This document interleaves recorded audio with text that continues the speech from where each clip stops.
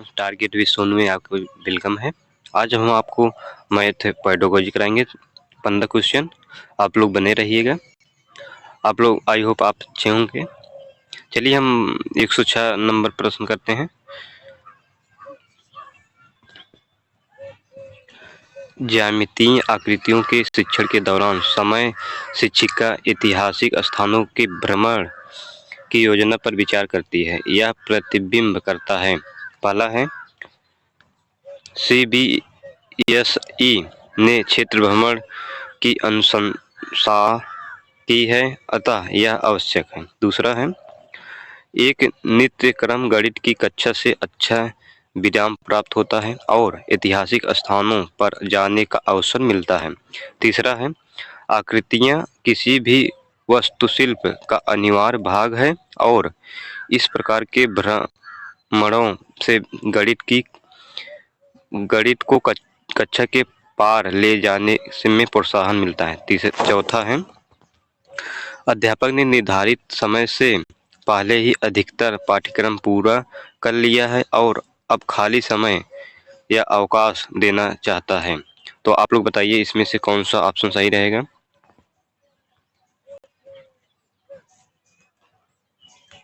इसमें option number 3 रहेगा।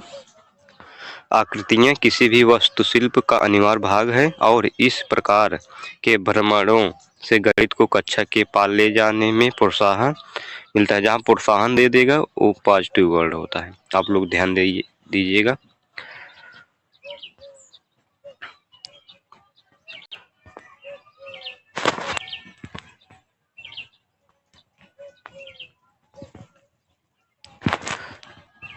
एक 107 प्रश्न है। प्राथमिक कक्षा की एक गणित की अध्यापिका अपने छात्रों के सामने निम्नलिखित प्रश्न रखती है। प्रश्न है रीना और सामा एक दुकान पर एक बैग खरीदने के लिए जाती हैं। दुकान में मूल्य पर्चियों के साथ बहुत सारे बैग हैं। वे बहुत सारी मूल्य पर्चियों को देखकर चकरा जाती हैं। क्या आप मूल्य पर्चियों का या तो आरोही क्रम में या अवरोही क्रम में लगाकर उनकी सहायता कर सकते हैं। देखिए पहला बैग ये है 4732 है। बैग बी है 2364 है। बैग सी है 1934 है। बैग डी है 3475 है। बैग ई है 2937 है। बैग एफ है 3004 है। तो इसमें दिए गए संदर्भ में निम्नलिखित में से कौन सा सही रहेगा। पहला है प्रश्न के उपयोग से केवल, जहाँ केवल दे दिए वहाँ निगेटिव शब्द है तो पहले से हमारा गड़बड़ हो गया। दूसरा हम देखते हैं। दूसरा है शिक्षिका प्रश्न का उपयोग संख्याओं की तुलना के पार जाने तथा आंकड़ों पर प्रबंध व छटाई की संकल्पनाओं के परिचय के लिए कर सकती हैं। तीसरा देखते हैं यह गणित का प्रश्न नहीं है क्योंकि यह संख्याओं का मूल्य संक्रियाओं को सम्मिलित नहीं करता है। चौथा है शिक्षिका का कक्षा में संदर्भात्मक प्रश्नों को ले जाने से बचना चाहिए। तो इसमें आप लोग बताइए कौन सा ऑप्शन सही रहेगा। इसमें ऑप्शन नंबर 2 सही रहेगा। शिक्षिका प्रश्न का उपयोग संख्याओं की तुलना के पार जाने तथा आंकड़ों का प्रबंध व छटाई की संकल्पनाओं के परिचय के लिए कर सकती हैं। 108 प्रश्न है। निम्नलिखित में से गणित में कौन सा अधिगम प्रतिफल NCERT की अनुशंसाओं के अनुसार कक्षा 2 में अधिगमकर्ताओं से अपेक्षित नहीं किया जा सकता है। पहला है वृत्ता से एक टेबल या मेज की लंबाई मापना, दर्शाना कि 2 × 3 या 3 × 2 के बराबर है। तीसरा है 1/4 + 3/4 को हल करना। चौथा है आकृतियों से बने हुए एक प्रतिमान या पैटर्न का पूरा करना। तो आप लोग बताइएगा कौन सा सही रहेगा।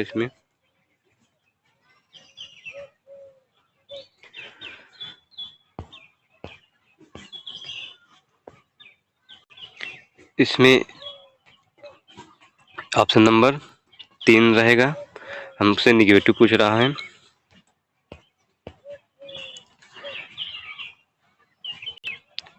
109 है, निम्नलिखित में से कौन सा गणित अधिगम के सिद्धांतों के सही क्रम का निरूपण करता है, जैसे कि जोल्टन जीन्स द्वारा किए गए हैं। पहला है रचनात्मक सिद्धांत, गणित सिद्धांत, गणितीय परिवर्तिता सिद्धांत, बोधात्मक परिवर्तिता सिद्धांत। दूसरा है बोधात्मक परिवर्तिता सिद्धांत, गणितीय परिवर्तिता सिद्धांत, गतिक सिद्धांत और रचनात्मक सिद्धांत। तीसरा देखते हैं गतिक सिद्धांत, बोधात्मक परिवर्तिता सिद्धांत, गणितीय परिवर्तिता सिद्धांत, रचनात्मक सिद्धांत। चौथा देखते हैं गति सिद्धांत, रचनात्मक सिद्धांत, बोधात्मक परिवर्तिता सिद्धांत, गणितीय परिवर्तिता सिद्धांत। तो आप लोग बताइए इसमें से सही क्रम कौन सा होगा जोल्टन जीन्स के अनुसार। इसमें ऑप्शन नंबर तीसरा रहेगा। पहले रहेगा गणित सिद्धांत, दूसरा रहेगा बोधात्मक परिवर्तिता सिद्धांत और तीसरे पर रहेगा गणितीय परिवर्तिता सिद्धांत और चौथे पर रहेगा रचनात्मक सिद्धांत।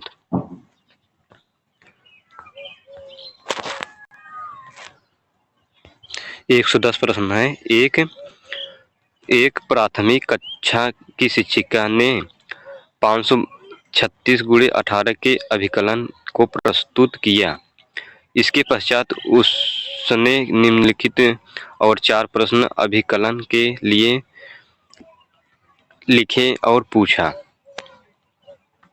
550 × 10, 530 × 15, 500 × 10 और 550 × 20। तो विचार कीजिए कि उन 4 अभिकलनों के लिए क्या प्रत्येक का परिणाम 536 × 18 के सटीक परिणाम से अधिक होगा या कम।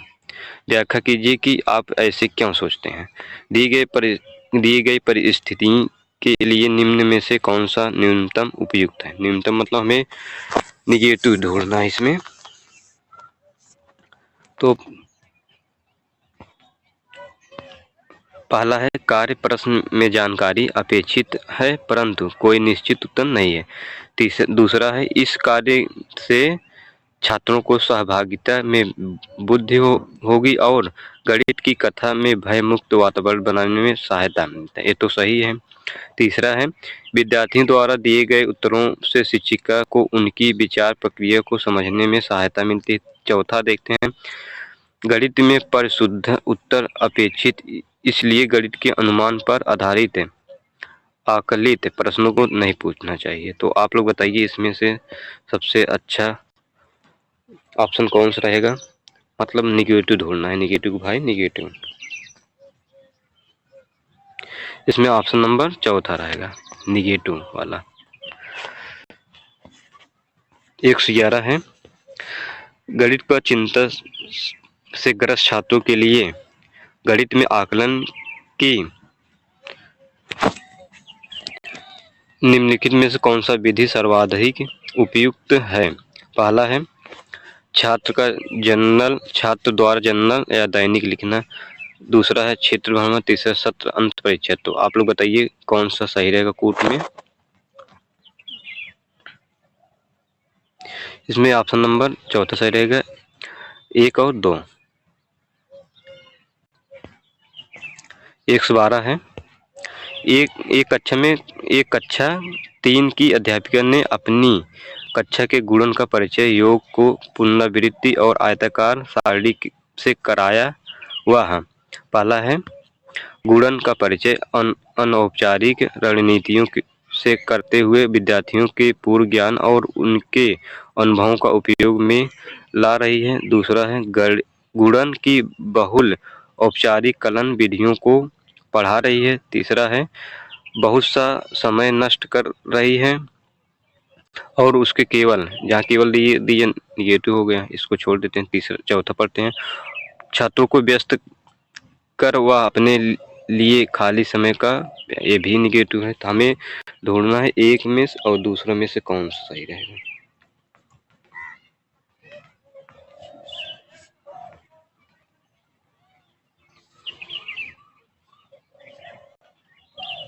इसमें ऑप्शन नंबर 1 सही रहेगा। गणित का परिचय अनौपचारिक रणनीतियों से कराने हेतु विद्यार्थियों के पूर्व ज्ञान और उनके अनुभवों का उपयोग में ला रही है। 113 हम देखते हैं। कक्षा एक प्राथमिक कक्षा के शिक्षक ने अपने छात्रों को निम्नलिखित कार्य दिया। देखिए दिया तो दिया है जोड़ है, घटाना है, जोड़ है। तो इस कार्य के लिए निम्नलिखित में कौन सा सर्वाधिक उपयुक्त होगा। हमें ऑप्शन ढूंढना है कौन सा सबसे अच्छा उपयुक्त में है। या छात्रों के मानसिक परिकल्पना और अनुमान लगाने, आकलित उत्तर देना कौशल का आकलन करेगा। दूसरा है छात्रों के उत्तर का आकलन करने के शिक्षक के कार्य को बढ़ाएगा। और तीसरा है यह प्राथमिक कक्षा के अधिगमकर्ताओं के लिए उपयुक्त कार्य नहीं है।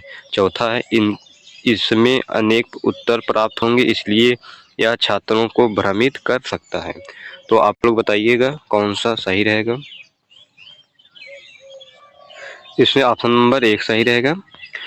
यह छात्रों को मानसिक परिकलन और अनुमान लगाने, आकलित उत्तर देना के लिए कौशल का आकलन करेगा।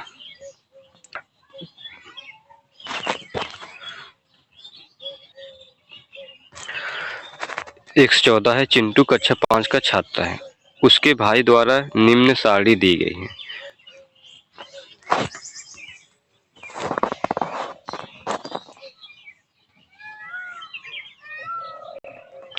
तो देखिए 5 + 3 बराबर 8 भागे 2 बराबर 4, 27 + 3 बराबर 30 गुणे 3 बराबर 90, 9 + 11 बराबर 20 भागे 2 बराबर 10, 25 ऑप्शन है। चिंटू चिंटू को समीकरण को हल करने की समझ नहीं है। दूसरा है चिंटू को गुणन व भाग की संख्याओं को समझ नहीं है। तीसरा है यह समीकरण कक्षा 5 के लिए कठिनाई का स्तर है। चौथा है उपरोक्त सभी। तो आप लोग बताइएगा कौन सा सही रहेगा।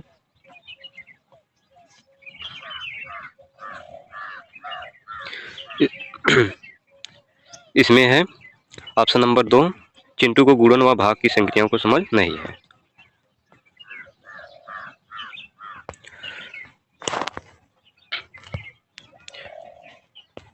115 है प्राथमिक कक्षाओं में आकार और स्थान की समझ विकसित करने के लिए किए जाने वाले निम्न कार्यों को क्रम में लगाइए।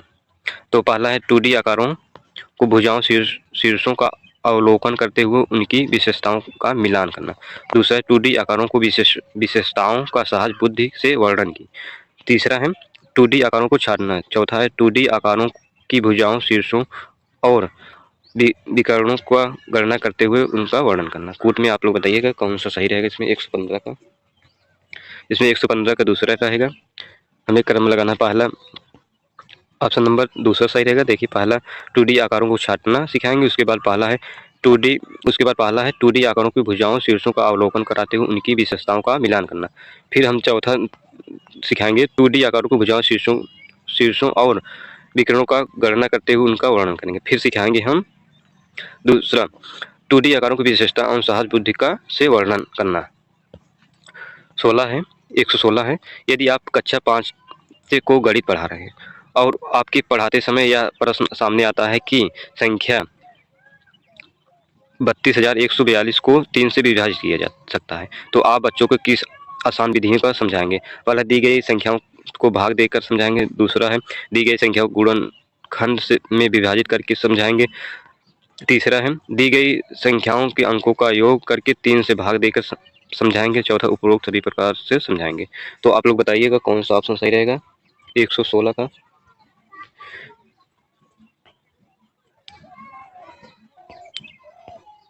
इसमें ऑप्शन नंबर हम तीसरा दी गई संख्याओं के अंकों का योग करके 3 से भाग देकर समझाएंगे।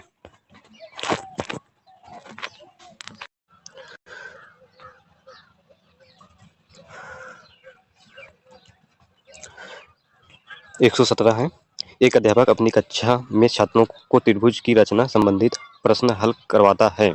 वह कक्षा में किस क्षेत्र में शिक्षण करा रहा है? पहला है मापन संबंधित, दूसरा है मूल्यांकन संबंधी, तीसरा अधिगम संबंधी, चौथा है सांख्य विधि संबंधी। तो आप लोग बताइएगा इसमें से कौन सा सही रहेगा। इसमें हम सिखाएंगे मापन संबंधी। पहला ऑप्शन सही रहेगा। 118 है, गणित विषय में समस्याओं को हल करने के अलावा उसका अभ्यास करने में अधिक बल दिया जाता है, जिससे पहला है नए सूत्रों को समझ सकें तथा उनके अनुप्रयोग में दक्ष हो जाए। दूसरा है गणना संबंधित कौशल में निपुण हो जाएं। तीसरा है नई अवधारणाओं को स्पष्ट करा सकें। चौथा है ज्ञान को नई परिस्थितियों में लागू करना सीखें। तो आप लोग बताइएगा कौन सा सही रहेगा। इसमें ऑप्शन नंबर 2 रहेगा, गणना संबंधित कौशल में निपुण हो जाए। 119 है, कक्षा 4 का एक छात्र किसी प्रश्न को हल करते समय गणना संबंधित त्रुटियां करता है, जैसे 17 + 5 = 23। तो इस प्रकार की त्रुटियां हेतु आवश्यक है। पहला है ऐसे प्रश्नों को अधिक से अधिक हल करवाएंगे। ये तो निगेटिव है, हम दूसरा देखते हैं। जोड़ की संक्रियाएं समझाएंगे। तीसरा है त्रुटियों पर आधारित प्रश्नों को संपट पर हल करवाएंगे। चौथा है उपरोक्त सभी। तो आप लोग बताइएगा कौन सा ऑप्शन सही रहेगा। इसमें